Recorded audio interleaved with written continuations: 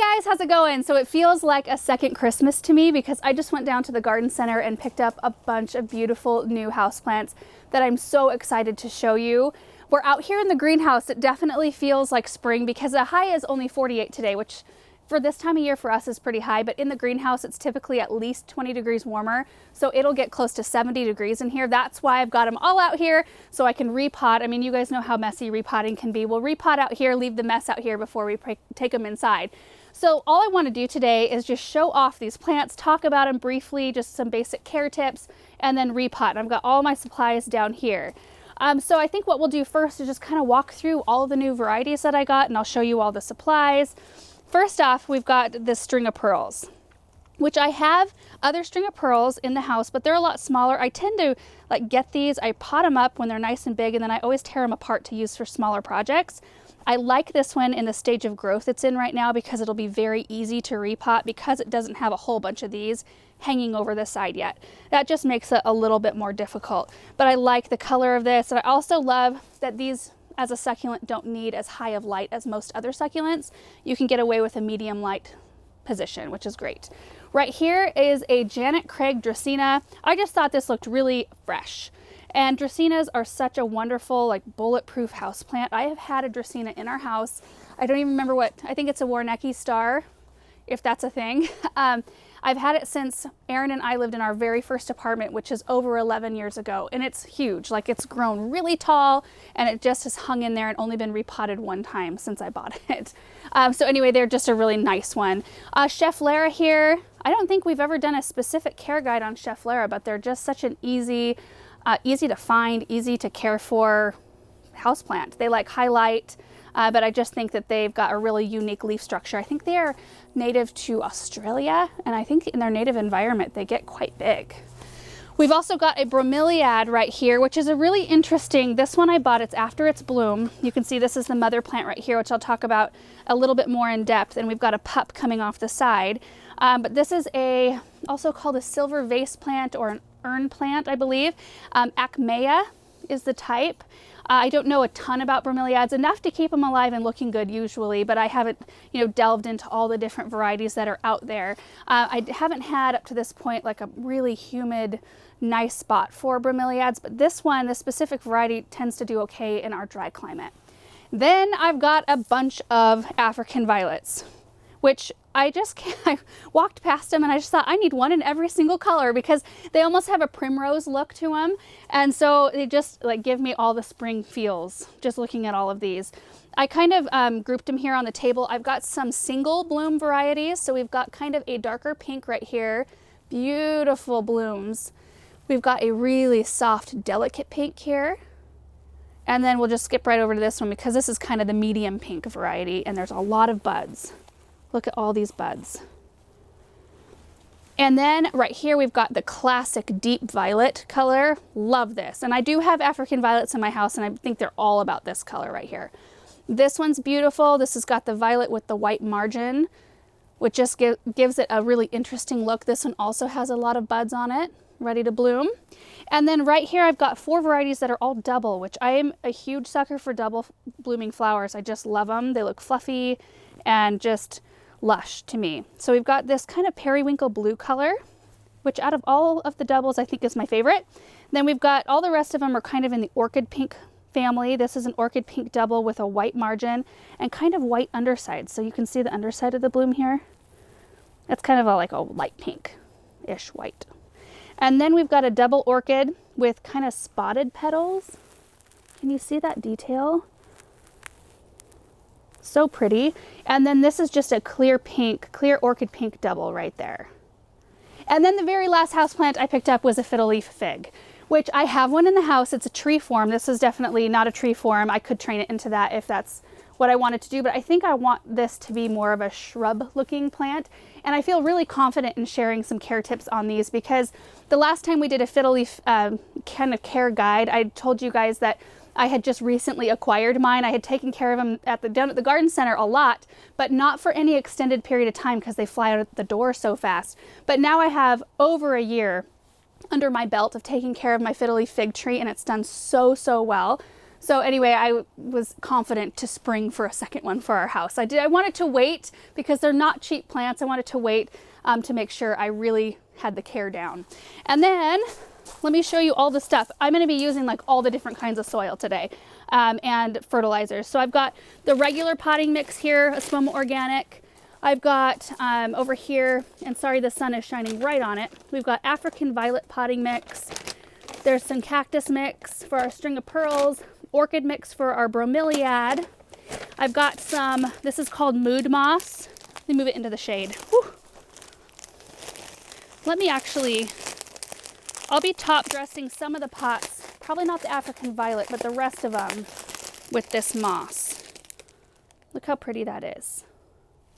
And then I've got a selection of containers down here. I've got mostly terracotta for my African violets. I picked these up at the garden center while I was down there. I've been eyeballing these. They're a quilted ceramic and I think they're really pretty. They've got a built-in saucer. I've got a couple of really gorgeous, these are from Unique Stone and I love the patina that they have taken on, little concrete pots, and some other random supplies. So I've got my trowel and my cactus fertilizer, violet fertilizer, orchid fertilizer.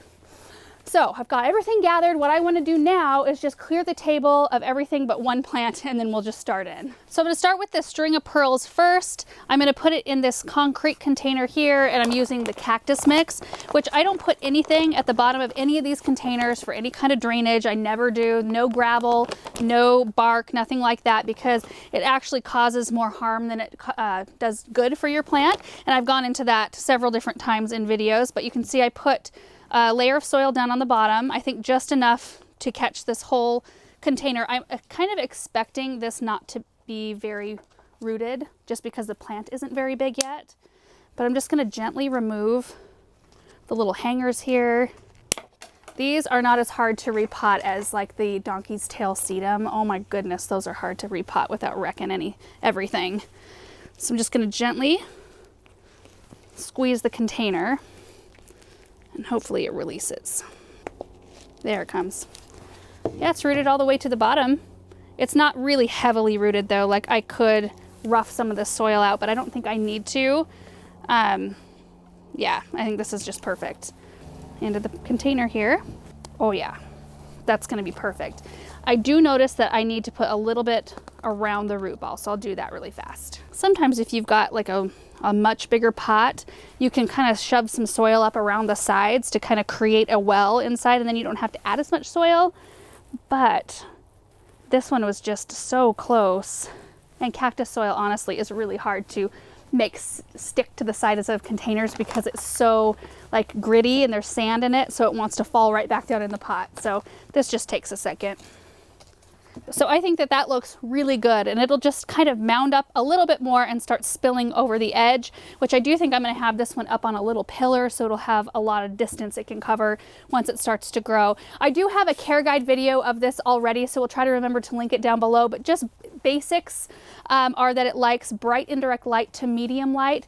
It doesn't need as bright of light as a lot of your other succulents need. I do find that I have to water mine a little bit more often to keep them happy. It could be just because I live in a very dry climate. So I check mine about once a week and maybe even give it a little bit of water. Typically I don't see any water come out the bottom, so I water them pretty light. Anyway, they like fairly warm temperatures, so they like the temperatures inside of our house. Next is the beautiful schefflera, which I'm going to put in my new gray ceramic container. I'm using regular potting soil for this one. They actually prefer to stay consistently moist, and if they don't stay moist, their leaves will start to yellow and drop off. Typically, when you start noticing that, you can up the amount of moisture and it will rebound and start growing again, but that's something that I had to learn throughout the years. I always thought that I was keeping mine too wet, and that's why they started to yellow and drop off. They don't like to be soggy though. You don't want to keep them like a bog plant, but you just want to keep them evenly, kind of like a lightly damp consistency, and they like a lot of bright light. There's nothing super interesting about the potting process here, so I will get it done and then we'll come back and show you what it looks like. So I'm putting some mood moss as a top dress on this one because while it does make it look really pretty, I think it will also help with some moisture retention. So I typically like to do that on all my containers that kind of call for it. Of course, the string of pearls, there's no real soil surface to speak of, so I skipped it on that one. That looks really pretty. Look at that. It looks gorgeous in this container. I think that's its good side right there. I'm going to pot up Janet Craig next because it's a fairly similar process to the schefflera. I'm going to be using the regular potting mix, another concrete container. I'll be top dressing with moss. Here we go. So this one had a really good root system down here at the bottom. In fact, it was a little bit more compact when I got it out of its container. So I did fluff it out just a little bit. Wanted to make sure you guys saw that. I love how this one turned out with the moss. It just is so clean and peaceful and simple looking, which kind of personifies New Year to me. And I think just having the non-variegated foliage, just this clear, glossy, deep green, just looks so clean to me. And dracaenas are such an easy plant. If you are a beginner, this is a great one to start with because they can handle quite a bit of neglect and still like you. Like the one I have inside is kind of in medium-ish light. I've had it for over 11 years, like I said, and only repotted it once. It gets water maybe every 2 weeks. I would probably keep yours on a once-a-week schedule, just checking it. I try to do that with all of my plants, but sometimes it's not just a realistic thing. I sometimes run out of time.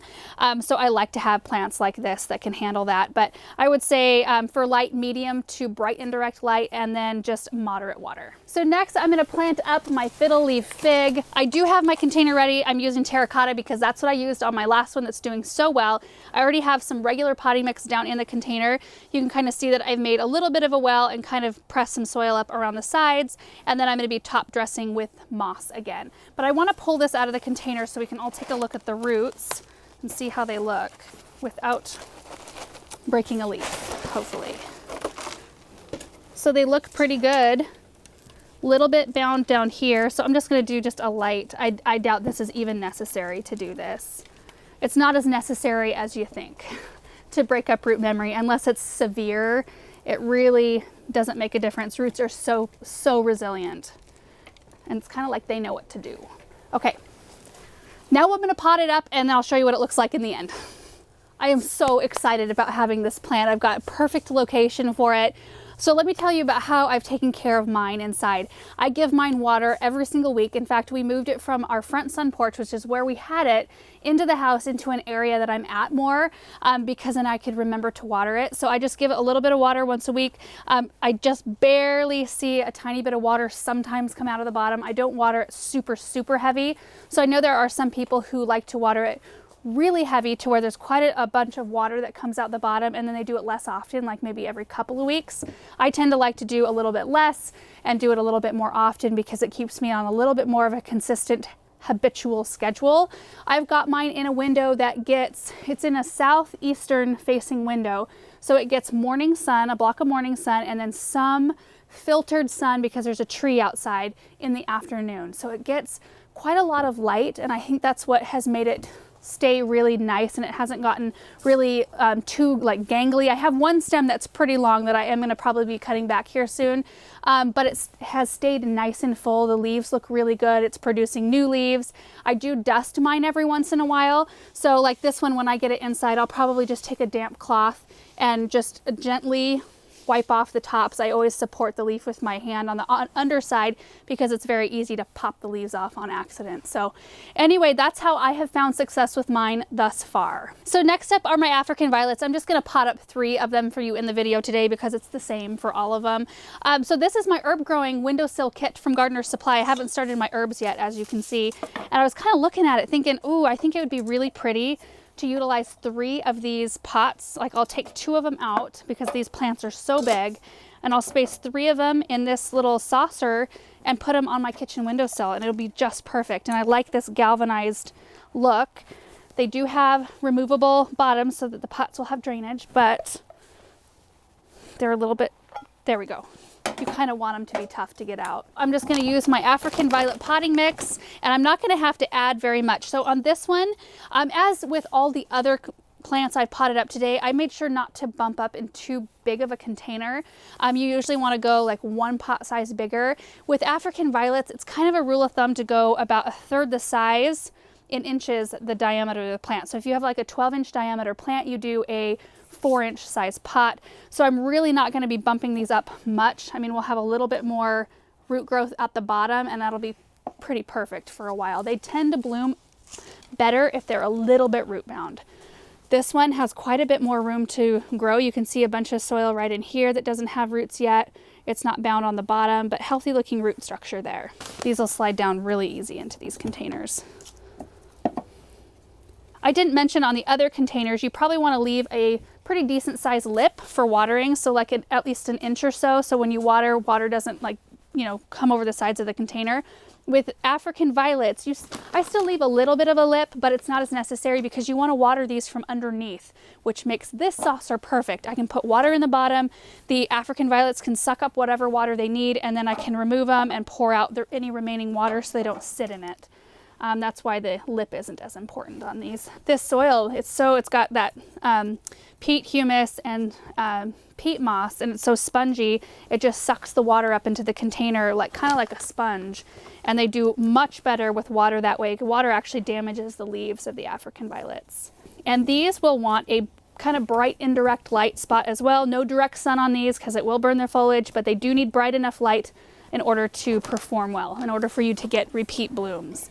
So let me finish this up really quick. They fit this container perfectly. Had I done 5, I think it would have been way too crowded, but I think they'll be very happy together like this for quite some time. They'll be happy in these containers and with the amount of light that they're getting in our kitchen windowsill. In terms of fertilizing, usually I fertilize every 2 to 3 weeks or so, spring through fall, so I won't have to worry about doing that for a little while yet. And I use an African violet specific plant food for that.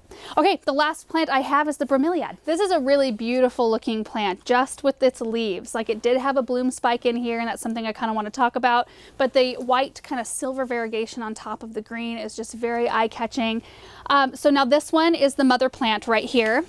It had the bloom stalk here, which they usually last for like 3 to 4 months. They bloom for a really long time. But the thing about it is once it blooms and it's done, you remove the bloom stalk, which has been done. It was removed down in here, and then the mother plant will slowly start to die. So if you see that, you may not want to pay maybe top dollar for a bromeliad that's already had its bloom stalk removed, because you know that this one, it can take a long time, like it can take a year or 2 for this whole plant to desiccate enough to where you want to remove it. But usually at this point is when they start pushing little babies. So these are pups right here. You can see this one. So you can do one of 2 things. You can leave this pup attached to the mother plant and let it kind of draw energy and things from that plant. And then once this one has finally desiccated and died back enough, you can remove the mother plant by just either twisting it off or cutting it off at the base, and then just let this one continue to grow. Or you can pop this out of the container and remove the pup now and pot it separately. I am going to just leave it connected because we'll be able to enjoy this plant for so much longer. And the fact that this one can gather nutrients from the mother plant, I think is the way to go. That's kind of how I want to approach it. Now these are watered very interestingly watered. So they're an epiphyte. They don't really gather any nutrients from the potting medium. It's basically there to anchor the plant. You may want to water the growing medium like every month or something. Just give it a good wash down, I guess. But you really water these plants from inside. So the vase or the urn, that's where it gets its name. It's got this little kind of water vessel inside that during the winter months, you just keep a little bit of water in there. You can see that. And that's what happens in nature. You know, it rains where these are native to in more tropical locations, and it fills up their little water tank, and that slowly feeds the plant. You do want to make sure to pour that out like once a month or so and put fresh water in, because that water can like gather up bacteria and stuff, and you don't want that, especially if you're treating it as an indoor plant. So it's not really getting water from the medium. They are very lightly rooted. In fact, let's take a look at the roots here. If I can get it out of here. Usually they don't have a super extensive root system. Yeah, you'll notice a lot of fluff, a lot of fluffy soil still in here, and those are just basically to anchor, not really for moisture or nutrients. When you fertilize these, which you don't have to do very often, you want to use a spray. So you could use an orchid or air plant type fertilizer in a diluted form in a spray bottle to spray the foliage, because that's what will soak in the nutrients. They don't soak it in from the potting medium. Like watering the potting medium with a fertilizer water won't do anything. So you can see there what the root system looks like. And we're going to be using our orchid bark to repot. So orchid mix is completely different than your traditional potting soil. You can see it's a mixture of bark, chunky bark, perlite, and charcoal. and it just helps facilitate water drainage so that nothing is holding on around the root system of this plant. And it's really good for orchids and epiphytes like bromeliads. So I'm just going to place this inside the container and then use the extra I've got to go around the outer portion of the root ball. The color of the leaves and the color of the pot, I think, complement each other so beautifully. And I know this is the mother plant. She's bloomed, she's on her way out, but she's so gorgeous still. I mean, no burn on the end of her leaves. A beautiful structure. I mean, like perfection in structure, that I want her to live out the rest of her days in a nice spot in our house for as long as she, you know, hangs out. And I don't know why I'm referring to her as a she, except that it is called the mother plant. And then we'll just let the pup grow, and it'll eventually kind of take over as this one starts to desiccate, and then I can repot and kind of position the pup to where, you know, it's going more upward rather than out. But I'm really happy with this one. So it's going to go in a bright indirect light sort of position inside the house, and I'll probably put it alongside some of the other ones that I potted up today. So anyway, that is the video today, guys. I just wanted to show these plants off because I'm so excited about them, and it's always so fun to start with fresh ones at the beginning of the year. Now, we have done care guides on the African violet and the fiddle leaf fig. I kind of want to update the fig care guide video though, and if you want to see care guides, like more details on any of these plants, let me know. We can always update guides that we've done before too. So anyway, I hope you guys have all had a really good start to the new year, and we will see you in the next video. Bye.